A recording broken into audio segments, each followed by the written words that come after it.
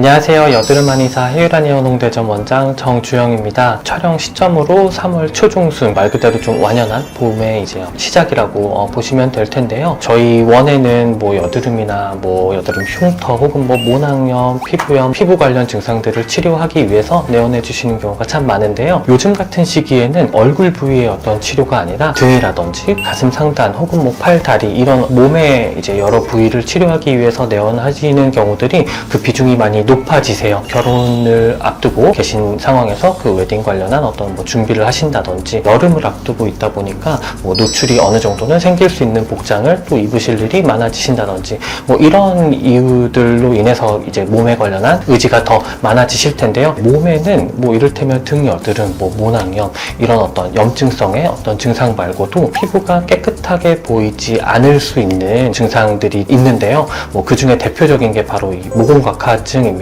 그래서 이번에는 모공각화증에 관련한 이야기, 그리고 저희 해율 한의원에서 이 모공각화증을 어떻게 치료하는지 이런 것들에 대한 이야기를 조금 해보려고 합니다. 여드름 한의사.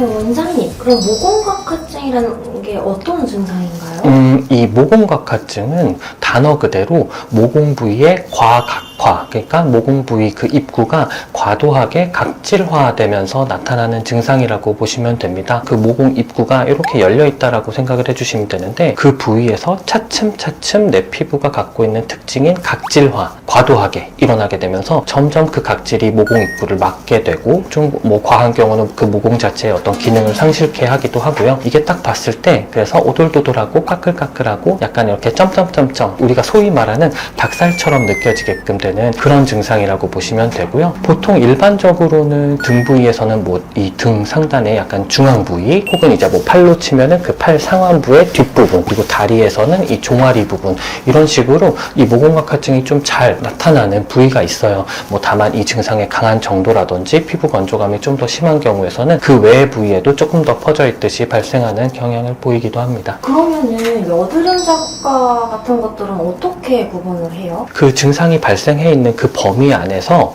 아주 그 자잘한 점 같은 부분들이 밀도 높게 다닥다닥 자잘자잘 붙어있는 어떤 느낌을 딱 가지시게 되고, 그 부위는 약간 붉은 점처럼 보일 수도 있고 아니면 칙칙한 어떤 형태의 점처럼 보일 수도 있고, 각질화가 심한 경우는 만졌을 때 오돌도돌하다거나 혹은 뭐 까끌까끌하다거나 외형에서의 조금 더 돌출된 어떤 각화된 부분들도 느껴지실 수 있겠고, 일반적인 여드름에 비해서 화농된 부위가 거의 없다라고 보시면 되세요. 염증이 보인다 이런 느낌보다는 아주 자잘한 점들이 몰려있는 이런 어떤 느낌을 생각해 주시면 되고, 내가 이거를 짜보면 압출이 되려나 해서 이렇게 압출을 시도해 보셨을 때 전혀 뭐가 나오는 느낌이 아닐 거예요. 이러한 경우는 내가 일반적인 여드름 자국보다는 모공각화증을 가지고 있구나 라고 판단해 주셔도 무방할 것 같습니다. 그러면요, 모공각화증은 왜 생기는 거예요? 딱 하나의 개념을 꼭 생각해 주시면 됩니다. 바로 이 각질화라는 단어를 생각해 주시면 되는데요. 피부가 오히려 더 건조한 분들께 더 잘 발생할 수 있는 이제 그런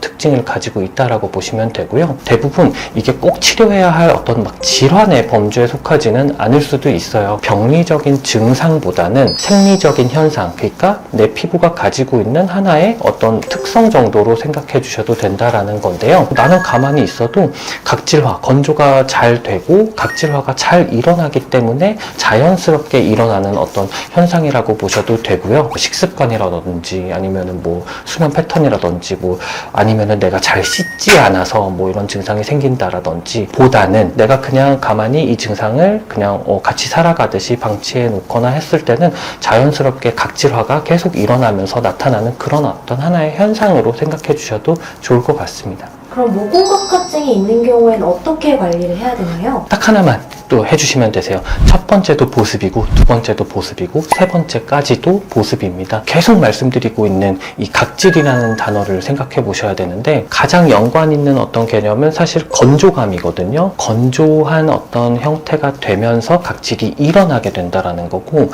당연하게 내 피부가 만약에 과도하게 각질화가 잘 되는 어떤 특징을 가지고 있다라고 하면 보습이 되지 않은 건조한 상황에서 자연스럽게 남들보다 더 각질화가 빠르게 된다라는 이제 그런 어떤 느낌으로 생각을 해주시면 되세요. 각질화를 막아줄 수 있게끔, 건조한 상황이 생기지 않게끔 피부 표면을 말 그대로 촉촉하게 유지할 수 있게끔 하는 그런 개념으로서의 보습을 철저하게 해주셔야 돼요. 샤워하시고 나서는 항상 보습을 통해서 그 부위가 촉촉함을 유지할 수 있도록 해주시는 게 이 모공각화증이 더 심해지거나 아니면은 그 증상 자체를 일부 아주 약하게는 완화시킬 수 있는 좋은 방법이 될 것이고요. 보습 밖에 없습니다. 사실은요. 모공각화증을 예방하는 차원에서도 아니면 인지하신 상황에서 관리하신다라는 차원에서도 꼭 보습이라는 부분을 강조를 많이 드려야 될 것 같아요.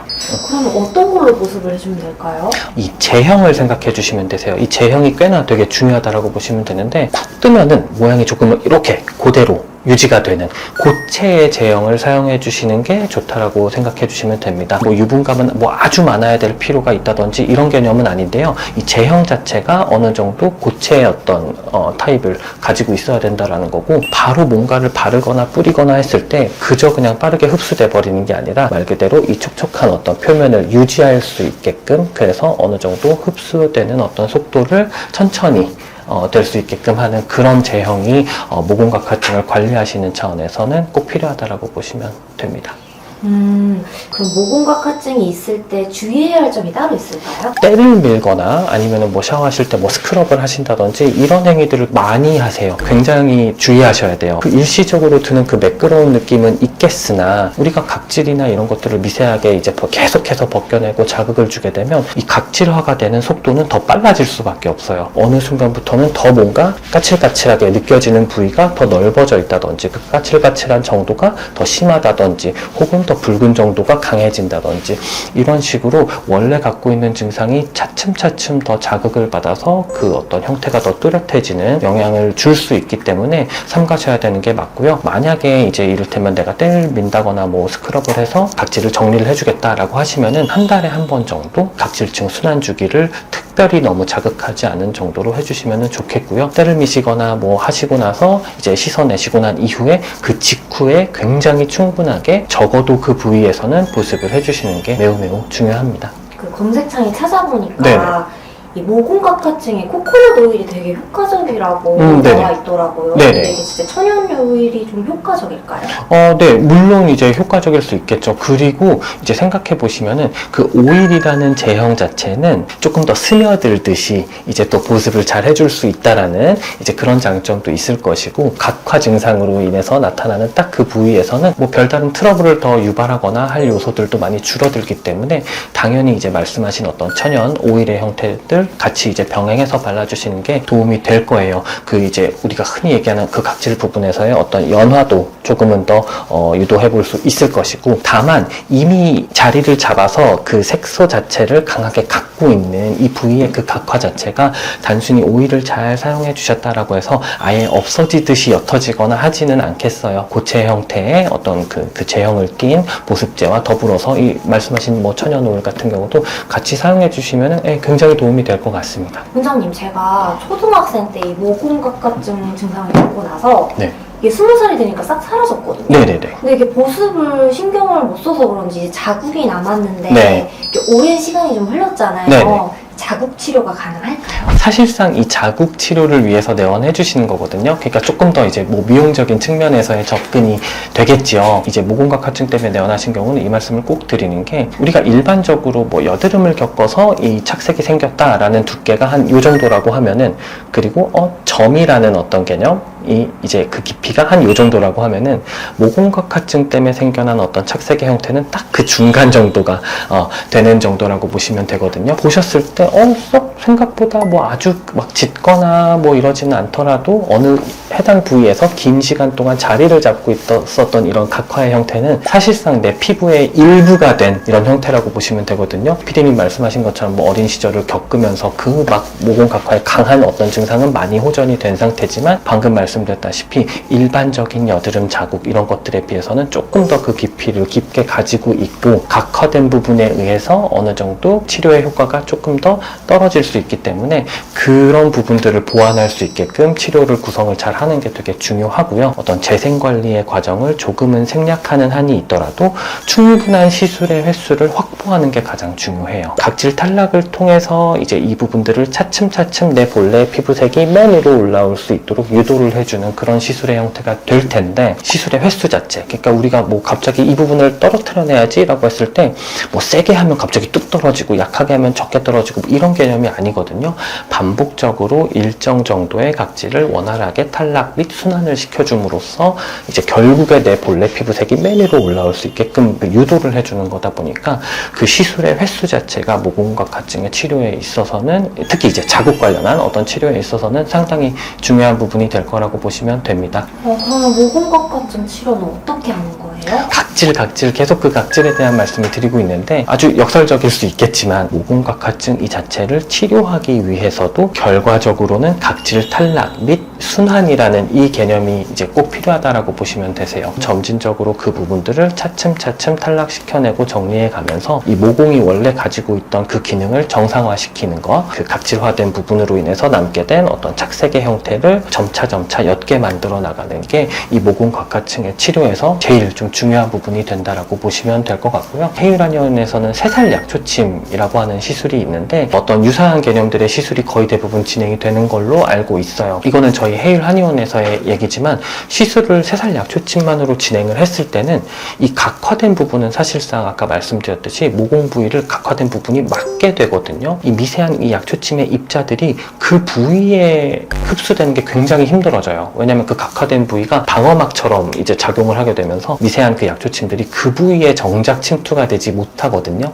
그래서 각질이 탈락되긴 하는데 그 각화된 그 점점점점 같은 부분들은 오히려 호전도가 조금 떨어질 수밖에 없는 이런 양상을 많이 보이게 되더라고요. 이제 저희 헤일라니온에서는 새살 약초침의 형태의 시술 그 이전에 각화된 부위에서의 미세 출혈을 통해서 이제 새살 약초침의 형태들이 더 잘 침투될 수 있도록 하는 율각 테라피라고 하는 시술을 모공각화증에 있어서는 가장 중심적으로 사용을 하고 있습니다. 모공각화증을 치료한다라고 하면은 이 율각 테라피 시술을 무조건 진행하는 구성을 가지고 있다라고 보시면 되고, 이 율각 테라피라는 시술을 반복적으로 진행하면서 이제 피부를 옅게 만드는 이런 형태로 시술을 진행을 하고 있습니다. 이제 나름의 어떤 그 곳곳마다의 치료의 노하우가 있다라고 하면은 이 율각 테라피에 있어서 새살 약초침 이전에 구성되는 이 치료의 내용은 사실상 어떤 뭐 기밀 누설 같은 느낌이 조금 있어가지고 말씀드리기 조금 이제 망설여지기도 하긴 하는데, 뭐 내원하시면 당연히 제가 상세하게 잘 설명을 드릴 거예요. 그 각화된 부위에 이 미세 약초침 입자들이 침투가 쉽게 될 수 있도록 미세하게 출혈을 유도해주는 그 과정이 동반이 된다 정도로 설명을 드리면은 헤이라니언에서 진행하는 이 율각 테라피가 대략 이런 어떤 형태다라고 설명드리는 거에 있어서 부족함은 없을 것 같습니다. 네.